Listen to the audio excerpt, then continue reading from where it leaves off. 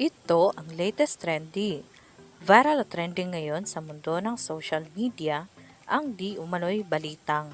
Janine Gutierrez, labis ang kanyang kalungkutan dahil sa pagkawala umano ng kanyang dalawang lola.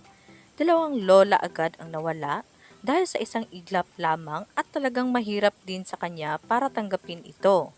Parehong malapit sa kanya ang lola na ito dahil nga sa kanyang ina na walang iba kundi si Lotlot de Leon at ang kanyang daddy na walang iba kundi si Daddy Monchi.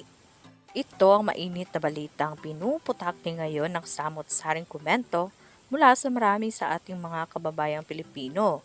At marami nga sa kanila ngayon ang hindi napigilan ang kanilang sarili na maglabas ng kanilang hinaing at komento sa mundo ng social media.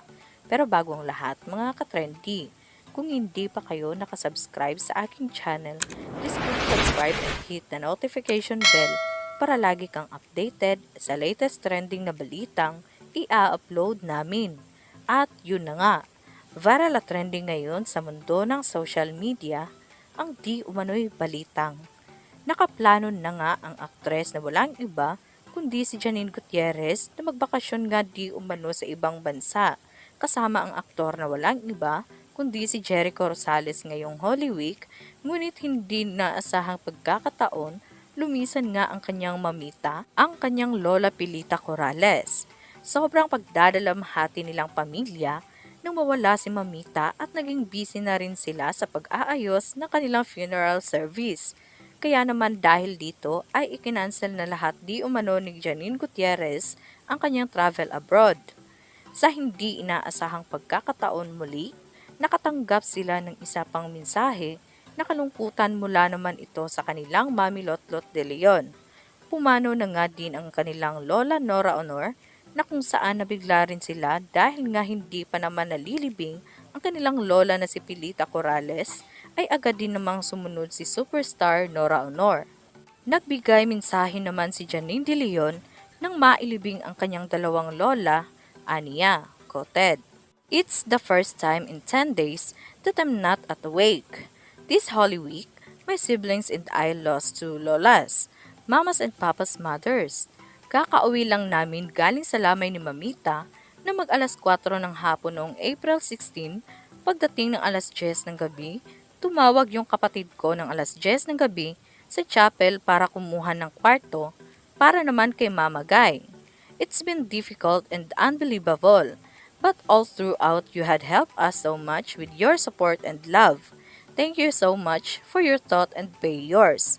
We love you so much, everyone who sent a message that by or had us and our lolas in your mind.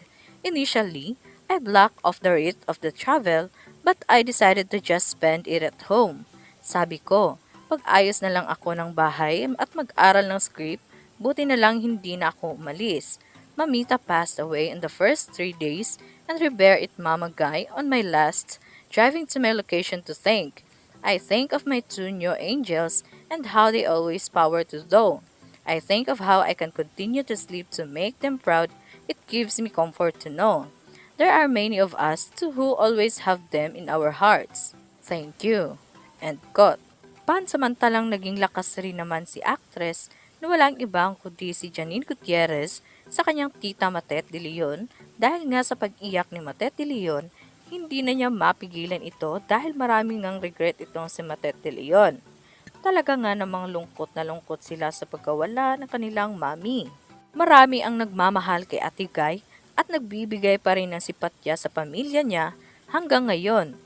The pulse's sympathy to the family of Miss Nora Villamayor, Ate Guy, first time to attend service eulogy of a dear friend of my husband Gray. Julia, a great actress, good person indeed. May her soul rest in peace with God our Father. Kaya pala madami po siyang fans kasi she is truly a good and wonderful PS idol po siya ni Mami Dec at Nanay Remy. Truly Nora Honor will be buried it truly as a national artist and we will lay down sa libingan nga ng mga bayani. Matatandaan kamakailan lamang, marami rin ang nagsasabi na she is worthy of the title, the National Artist of the Philippines, the superstar here in a rhythmic and is now in heaven.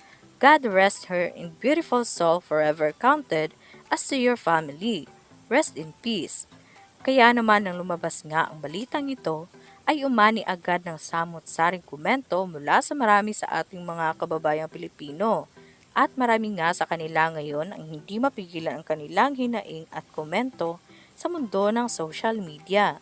And they posted, quoted, Janine and her siblings been too much grief and sorrows after the passing of both of her lolas, Pilita and Denora.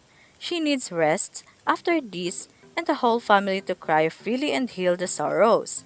She's one and only superstar in Philippines.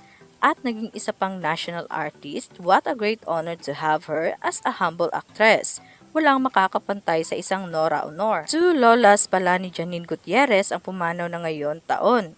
Ito ay sina Pilita Corrales at Nora Honor. Rest in peace and condolences po. Dalawang lola ni Janine halos sabay nawala. Condolences and prayers, Janine, and to the both of your paternal and maternal families.